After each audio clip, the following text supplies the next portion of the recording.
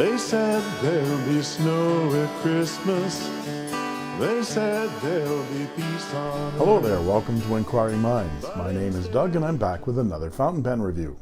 'Twas the night before Christmas, when all through the house not a creature was stirring, not even a mouse.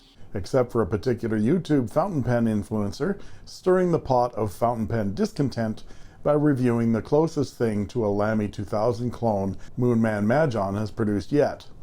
On the first day of Inkmas, my retailer sent to me a Lamy 2000 killer pen. Can you hear what I hear? Said the dad to his kids on Christmas Day. Didn't I get this last year? Yes, I hear it. It's the sound of 10 lawsuits pending, because this is the MaJohn Ti500 titanium piston filler. I was quite amused by the gnashing of teeth and lamentations by the fountain pen purity police regarding the Jinhao 80. I can't stand it! I won't!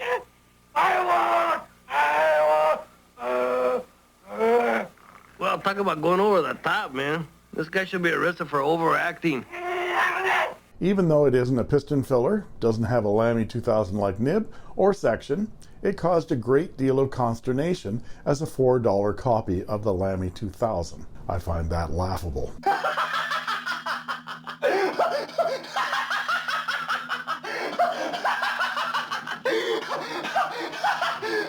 Truman, report to the lab.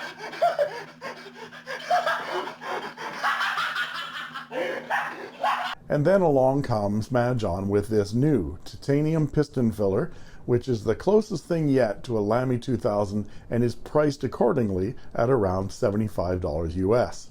I'm reminded of something Admiral Yamamoto said after the bombing of Pearl Harbor. He said, "I fear all we have done is to awaken a sleeping giant and fill him with a terrible resolve." I think that's what happened here, as Moonman is filled with a terrible resolve to copy every classic, especially German classic, pen out there after Kaweco totally pissed them off.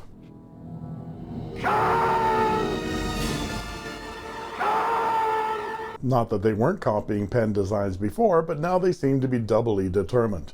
So let's take a closer look at this pen that I think I like better than the Lamy 2000 itself right now.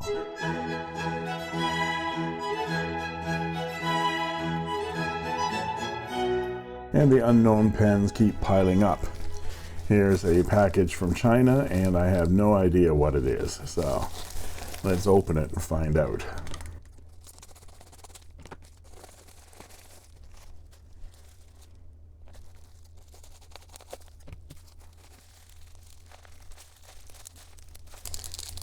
Aha, so this is the Moonman Ti500, and as soon as I saw this, I had to get one.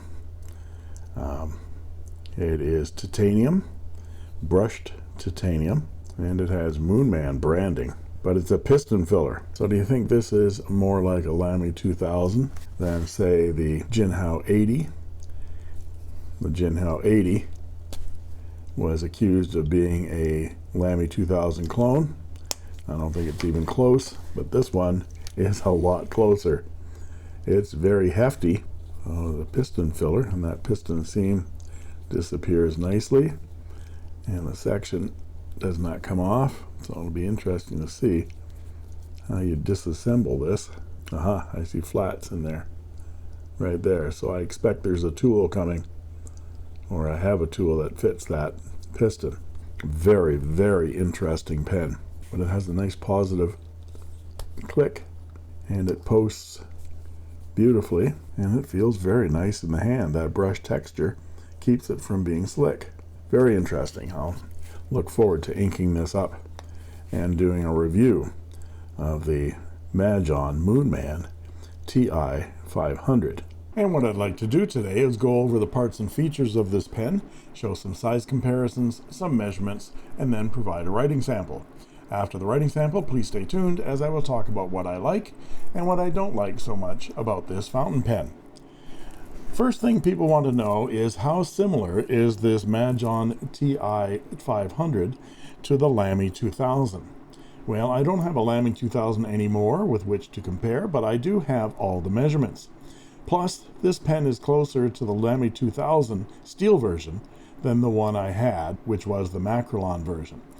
So let's do some measurement comparisons between this pen and the Lamy 2000 steel version. I've measured the Ti500 and taken the measurements from the Lamy 2000 steel version from the Goulet Pens website. Here's the spreadsheet I created that compares the important features of each pen. The fourth column shows the differences from the Lamy 2000 steel. Of course, the Moonman is $244.20 US cheaper, which is a major consideration for most of us. The other significant difference from the Lamy is the Ti500 is 15.3 grams lighter, empty. That's because the Lamy is stainless steel and the Ti500 is titanium alloy, and titanium is lighter than stainless steel. I have no idea what the percentages of titanium to other metals might be, but I'm pretty sure that the titanium alloy is much lighter. The other differences are negligible, as the two pens are pretty much identical dimensionally. The nib and feed and how the nib and section are designed at this end of the section are quite different.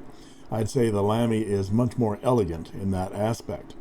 But the Ti500 sacrifices that steel hood design for a much more practical reason. It allows the snap cap mechanism to function off the front of the section rather than using Lamy's extended ears that many people don't like. And of course, the Ti500 nib is steel, not 14 karat gold, and only comes in fine rather than the three choices you have with the Lamy. The Ti500 is also available in a polished version rather than this brushed matte finish. Okay, let's take a good look at this pen. From the top, we see a flat top finial with a circular brushed pattern that is separated from the rest of the cap by a single groove milled into the titanium alloy. I'll keep inserting close-ups of the Lamy 2000 steel while we look at the parts of the Ti500 so you can see the comparisons. The shiny chrome clip is almost identical to the Lamy 2000, but the top edge of the Moonman clip is rounded and sloped rather than the square edge of the Lamy clip. But the Ti500 clip is spring-loaded as well and very usable. The cap tapers up and at the end has a chamfered edge, and we see the name Moonman engraved on the front. I'm not surprised MaJohn engraved this with their old pre-Kaweco Hissy Fit name. It seems to be in keeping with their Felix Unger up yours attitude. You leave me little notes on my pillow. Told you 158 times I cannot stand little notes on my pillow. We are all out of cornflakes, F.U. Took me 3 hours to figure out that F.U. was Felix Unger. The brush texture is a bit uneven at the end of the cap, however. It's hard to tell here, but it has a wobbly kind of a line right here, which I thought was a pattern. And I thought, well, that's rather interesting. And you get around here and it's straight. So it must be some kind of a wiggle in the machine. There's a very small step down to the barrel, which tapers up a bit and then tapers back down to the end flat round finial that has the same inlaid brass dot that the Lamy 2000 has. The seam between the piston knob and the barrel is fairly invisible, but nothing like the tolerances of the Lamy 2000.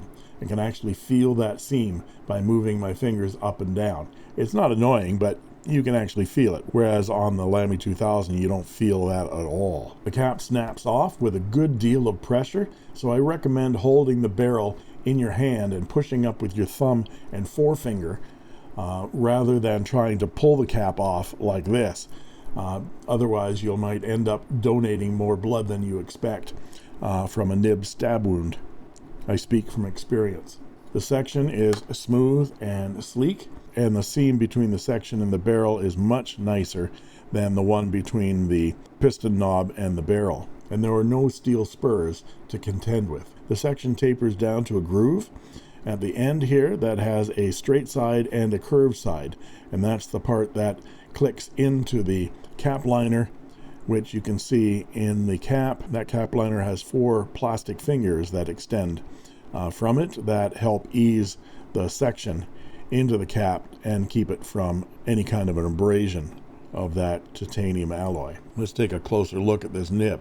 It's very close in size and shape to the Lamy 2000 14 karat gold nib, but it is steel. You can just see Moonman engraved on the nib, tucked down inside of the section there, and there is no breather hole. And that plastic feed is a completely different shape than the Lamy 2000. The section is non-removable, and from what I can tell so far, the nib can't be removed either. And like the steel version of the Lamy 2000, this Ti500 doesn't have an ink window either.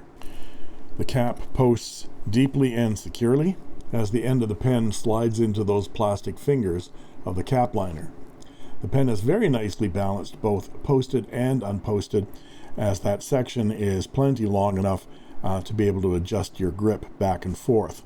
I do prefer to write with this pen unposted because that's very, very comfortable. Just the perfect length and tapers just nicely. So nicely balanced, both posted and unposted. I bought this pen from Sally's Etsy shop called Easy Buy and negotiated my own Chris Rapp discount. So I found out about this model from Chris Rapp's video review. And in that video, he said he got a discount from Sally by asking her. So I wrote to her and I said, well, you did it for him. Why won't you do it for me? So she did it for me. Very nice. They retail for $72.99 US in her store, but I paid about $60 for it. There you go. One of the perks of being a celebrity. Now let's look at some size comparisons. And here is the Moonman Ti500 titanium with a Moonman Ti200 titanium, a Wingsung 601 Flighter, a Lamy Studio Palladium, and a Cross Calais. Now let's look at them posted. And here they are posted. The Ti200 titanium has all these multiple colors because I anodized it. And you can see that video where I anodized this pen by clicking right up there. Now let's look at them unposted. And here they are unposted. I haven't reviewed the Cross Calais yet, but it's a fingerprint magnet, that one. And I'm actually growing to like my Lamy Studio Palladium, even though that cap, when posted, abrades that surface of the pen, which is not very pleasant. Now let's look at some measurements, and I'll be back with a writing sample.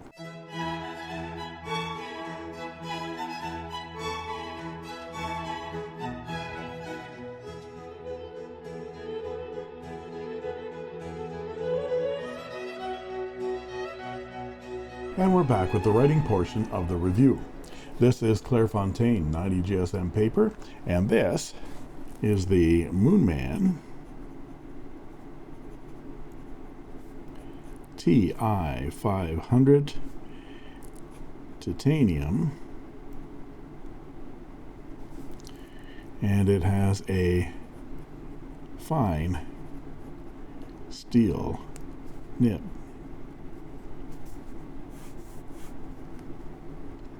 Let's check the wetness. It's decently wet for a fine nib, and that nib is quite smooth for a fine as well. A little bit of feedback, not a lot. And the ink today is Hiroshizuku Takesume, or Takisumi, or Takesumi. I don't know how to pronounce that. Takesumi. It's one of my favorite, in fact, it is my favorite black ink. I have 2 bottles of it, and I use it a lot. And here are some close matches to this ink from inkswatch.com. As to line variation, well, this is a very stiff nib, and you're not going to get a lot of line variation, and none is to be expected, really. And this nib makes a 0.4 millimeter line, which is a Western extra fine, or a Japanese fine, on my Richard Binder line width chart, which you can find linked in the description. And for our quote: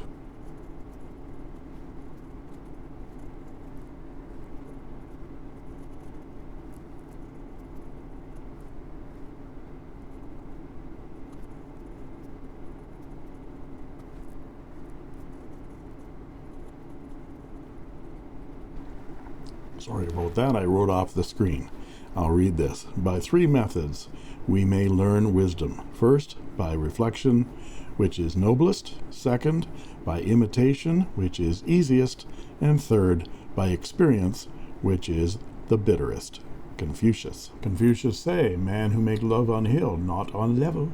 Sorry. And some reverse writing. A lot thinner, a bit scratchier, and it actually works. For those of you like to that like to reverse write. People often ask, why the hell would you want to reverse with that nib? Well, a lot of sketchers like that, being able to get some line variation by writing with the front part of the pen and then turning it over and getting some thin lines out of the pen in reverse to get some thin cross strokes. And some quick writing.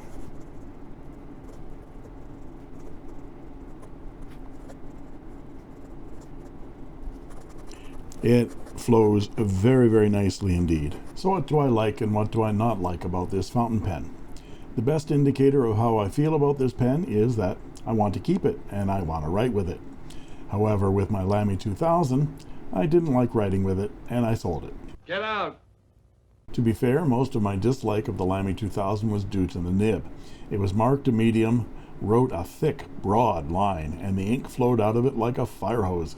It was really hard to control. I wasn't fond enough of the feel of the pen in my hand to want to try to having it tuned. Those little section spurs really bothered me too.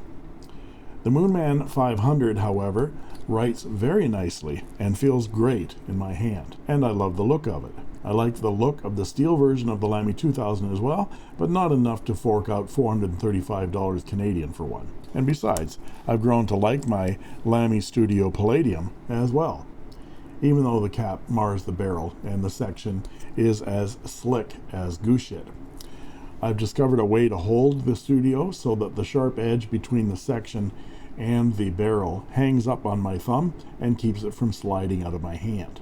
And I really love this oblique medium 14 karat gold Lamy nib. It's the best part of the pen. The Ti500 isn't as slick as the Studio Palladium.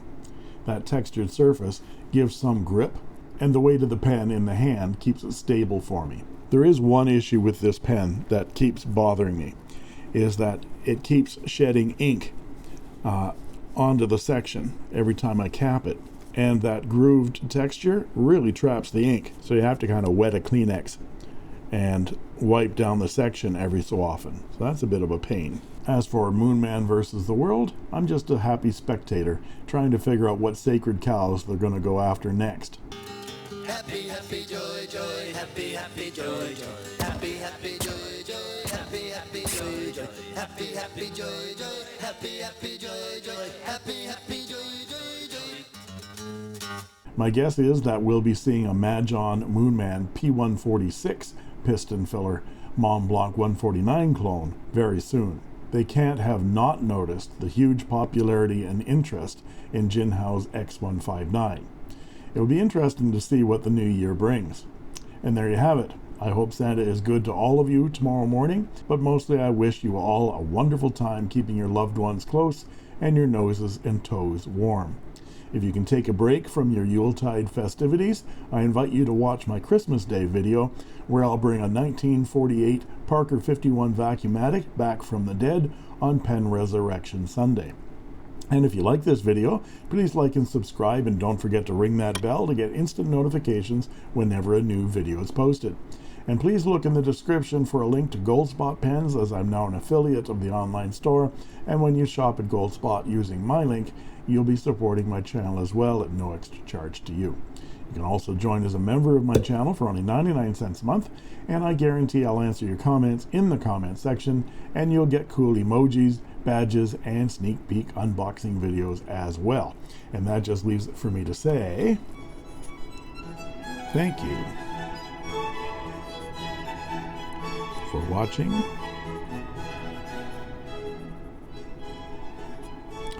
And that's all she wrote. I made this.